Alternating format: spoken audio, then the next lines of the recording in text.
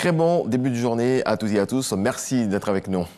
Nous célébrons aujourd'hui la Journée nationale de la paix. Instituée en mars 1996, la JNP vise à sensibiliser les populations à la culture de la paix. Yamoussoukro accueille la célébration autour du thème « La Côte d'Ivoire face aux défis de la cohésion nationale et de la paix ».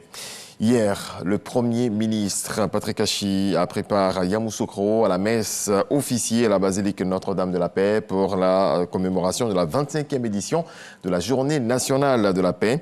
Le chef du gouvernement s'est rendu ensuite à la mosquée de la paix de la ville pour rencontrer la communauté musulmane. C'est ce que nous apprend Sidonie Davila. Dans le recueillement, la méditation à la veille du 15 novembre, journée de la paix. Les fidèles chrétiens implorent la miséricorde de Dieu pour que règne la paix en Côte d'Ivoire. À la basilique Notre-Dame de Yamoussoukro, le Premier ministre Patrick Achi, représentant le président de la République Alassane Ouattara et sa délégation, participent à cette célébration. L'homélie de Monseigneur Alexis Touabli, l'administrateur apostolique du diocèse de Yamoussoukro, est une exhortation à l'union et à la culture de la paix. La vocation de la Côte d'Ivoire est d'être un pays de paix. Car la paix fait partie de notre culture. La violence n'est pas en nous. Et nous devons tous prendre le chemin de la paix. Mais une paix qui repose sur la justice. En effet, la paix repose sur la justice. Ce qui revient à dire que sans justice, il n'y a pas de paix véritable.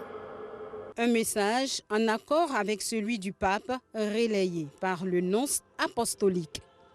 Si la paix sociale est, certes, un don que nous devons sans cesse demander au Seigneur, celle-ci ne peut cependant devenir si les hommes et les femmes de bonne volonté, et en particulier tous les responsables civils et politiques, ne la favorisent et ne la promeuvent en mettant le bien commun au-dessus de tout intérêt particulier. Après le lâcher des colombes à la basilique pour célébrer la paix, le Premier ministre s'est aussi rendu à la grande mosquée pour prier pour la paix. Depuis jeudi soir au vendredi jusqu'à ce jour, nous sommes en prière. On a lu l'intégralité des Saint-Coran, Yassine, Del Khairat. Rien que pour la paix, pour notre beau pays. Et prions aussi pour nos dirigeants, à ce que Dieu a confié la Côte d'Ivoire. On a prié pour que Allah le guide, Allah les éclaircit, pour savoir supporter la charge qu'on les a donnée. Dans la cité de la paix, Yamoussoukro, à l'église comme à la mosquée, les prières s'intensifient pour une Côte d'Ivoire unie, une cohésion nationale. Ils sont rentrés d'exil. Plusieurs Ivoiriens sont de retour après les récentes crises qui ont secoué le pays, et ce grâce à la volonté du gouvernement d'orienter sa politique en faveur de la paix et la cohésion nationale. Coup de projecteur sur Serge Kofi et Awas Talon, deux leaders de jeunesse qui s'engagent en retour à prôner la paix. Logoriti, Alexis Ouetraogo. Serge Kofi, dit Soukrou Trama, ancien secrétaire général de la Fédération estudiantine et scolaire de Côte d'Ivoire, FESI, de retour en Côte d'Ivoire depuis le dimanche 5 septembre 2021. Il a passé plus de 10 ans en exil. En 2011, il quittait le pays pour le Canada. Le retour en Côte d'Ivoire a été favorisé par la volonté du président de la République, son Excellence Alassane Ouattara, de voir tous les Ivoiriens, tous ces enfants, notamment que nous sommes, de rentrer au pays. Nous venons pour répondre à l'appel du président de la République qui demande à tous ces enfants de regagner la Côte d'Ivoire. Comme lui, Awas Talon, lui aussi en exil durant 10 ans aux États-Unis. Nous sommes partis suite à la crise post-électorale L'essentiel aujourd'hui est que nous sommes de retour pour participer au processus de paix, nous rendre disponibles pour la paix. Je pense que c'est ça qui doit être essentiel. Aujourd'hui, tous deux affichent leur détermination à participer au processus de réconciliation nationale et de reconstruction du pays. Nous venons pour prendre notre part effective à ce processus qui a été lancé. La porte de la réconciliation s'ouvre par des confessions. Pour la paix, ils demandent pardon. Et je m'incline devant la mémoire de tous ceux qui ont perdu la vie durant toutes les crises, qu'elles soient pré- ou post-électorales. Mes excuses à tous les Ivoiriens. À tous les Ivoiriens qui ont été offensés par une parole tenue. À tous les Ivoiriens qui ont été offensés par une action posée. Pour eux, la journée nationale de la paix est l'occasion de s'approprier les valeurs de paix et de cohésion sociale. La journée de la paix est notre journée. C'est la journée qui nous invite à aller reconquérir notre seconde religion qu'à un moment donné nous avons perdu. Et nous devons nous souvenir à travers cette journée de ce qu'à un certain moment donné, nous avons mal regardé notre voisin et que cela a entraîné des conséquences désastreuses et corriger tout ça. C'est une journée d'union, d'unité et de message de paix. Nous ne pouvons qu'appeler à la réconciliation nationale et inviter tous nos amis qui hésitent encore à l'idée de revenir, de prendre courage, de mettre fin, comme on a dit, aux inquisitions et de ne penser qu'à la Côte d'Ivoire. Le retour des exilés et des réfugiés est rendu possible avec les efforts du Haut Commissariat de l'ONU aux réfugiés, HCR, en accord avec le gouvernement et les gouvernants des pays d'asile. La Côte d'Ivoire marque un point d'honneur.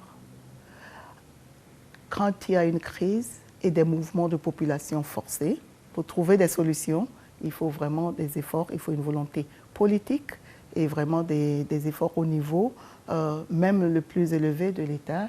Et je voudrais encore réitérer la reconnaissance et la gratitude du haut-commissaire pour les réfugiés pour ces avancées notables. Les conditions qui y ont été mises comportent la sécurité, la gouvernance, donc le cadre sociopolitique, et lorsqu'il n'y a pas des tensions et des conflits intercommunautaires. Au nom de la réconciliation, le gouvernement ivoirien a justement multiplié les gestes d'apaisement politique dans le pays. Des centaines de libérations de partisans, notamment de l'ancien président Laurent Gbagbo. Autre volet de l'actualité, vous le savez, le kilogramme de cacao est fixé à 825 francs CFA et celui du café à 700 francs CFA. Qu'en est-il de la commercialisation de ces produits de rente dans le département de Méagui? Que pensent les producteurs de cette localité? Nouvelle boucle du cacao, du prix affiché par cette campagne. Élément de réponse dans ce reportage de Jean-Marc Adjadji. Quartier Camp Éléphant dans la commune de Méagui. Ici, l'heure est au séchage des fèves de cacao. Les producteurs s'activent encore pour la campagne de commercialisation 2021-2022. Un mois après le début de la traite, les paysans de la localité s'expriment. À Nipi 2, les fèves de cacao et de café à commercialiser sont entreposées dans une dizaine de magasins. Aruna, à l'instar d'autres responsables de coopératives, affiche sa satisfaction. On remercie le gouvernement, le conseil café-cacao qui a fixé le prix à 825. Actuellement, en tout cas, ça va bien. Les planteurs sont contents, nous aussi on travaille, il n'y a pas de problème. Au vu de la pandémie mondiale, la Covid-19, qui a fait que la consommation a baissé, mais le président a tenu à faire un effort considérable. On tient à lui dire merci. Considérée comme l'épine dorsale de la cacaoculture en Côte d'Ivoire, cette localité produit plus de 400 000 tonnes de cacao par an. La campagne 2020-2021 a pris fin avec un niveau de qualité du cacao égal à 96,80%. Un bilan satisfaisant selon le Conseil Café Cacao. Des réformes sont en cours pour un dispositif opérationnel de contrôle pour le respect du prix garanti aux producteurs. Après la région du Sud Comoué, le conseil EVA Palmier à Huile est allé à la rencontre des acteurs dans plusieurs régions, entre autres celles du Gor, du Lodibois, du Guémont et du Tonkoui. Il s'agit de recueillir les difficultés et propositions en vue de redynamiser ces filières. Le point de Mahama Traoré. D'une partie à une autre du pays, le conseil EVA Palmier à Huile, CHPH, conserve la même méthodologie pour ses visites de terrain. Échange avec les acteurs, visite de parcelles agricoles et visite dans les unités industrielles. À Guiglo, Comamon, en passant par Gagnoa, Soubré, San Pedro et Tabou, les responsables de l'organe de régulation ont échangé avec les acteurs et les membres d'organisations professionnelles des secteurs EVA et palmiers à huile. Les préoccupations sont similaires pour l'ensemble des acteurs. Elles se résument à l'état d'effectuer des pistes entravant l'acheminement des récoltes, la question de la fluctuation des prix des produits et la pénurie de main-d'œuvre dans les exploitations agricoles. Chaque fin de mois, notre cœur bat, on ne sait pas où on va partir vendre le produit. On sait que très bientôt, ça sera des prix uniques qui seront fixés et on pourra vendre nos produits en toute sécurité. Nous, planteurs, nous devons nous mettre ensemble pour que nous soyons forts. Si les gens parlent de 10 tonnes, c'est parce qu'une seule personne ne peut pas avoir une tonne. Donc nous, ce qu'ils disent là, il faut que ça nous amène à la conscience pour se souder et puis leur prouver aussi que nous, on peut s'organiser. L'autre temps fort de cette tournée du CHPH dans les parties ouest, centre-ouest et sud-ouest du pays reste la visite dans les unités de transformation. Avec les usiniers de VA ou de palmiers à huile, Edmond Koulibaly, le directeur général du CHPH, évoque l'approvisionnement en matières premières et la question de la durabilité des filières. Des pistes de solutions sont même évoquées en attendant l'adoption des textes réglementaires. C'est une instruction de M. le ministre d'État, le ministre de l'Agriculture et du Développement rural, M. le ministre Adjoumani, d'être au contact des acteurs. Le marché est regardant sur la qualité du produit fini que nous exportons. Mais la qualité, c'est depuis la base. Et donc, autant il y aura un cahier de charge pour les exploitants de pommes bascules, donc les intermédiaires d'achat pour ce qui concerne les VA, mais aussi pour le palmier, mais autant il y aura des règles en termes de normes de commercialisation des produits de l'EVA du palmier à huile. En 2020, la production nationale de caoutchouc sec se chiffra à 950 000 tonnes et à 515 000 tonnes de palmes brutes. Ces chiffres classent la Côte d'Ivoire au rang de premier producteur africain d'EVA et au 4e rang mondial. S'agissant de l'huile de palme, le pays occupe le 2e rang mondial des producteurs et la 9e place mondiale.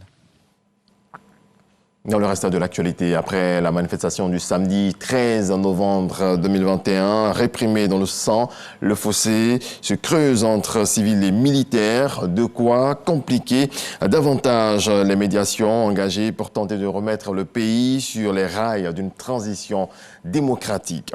Et puis les vaccins anti-Covid-19 sont désormais disponibles en quantité conséquente en Afrique. Pourtant, seul 5,7% de la population a accompli un schéma vaccinal complet selon l'Organisation mondiale de la santé OMS.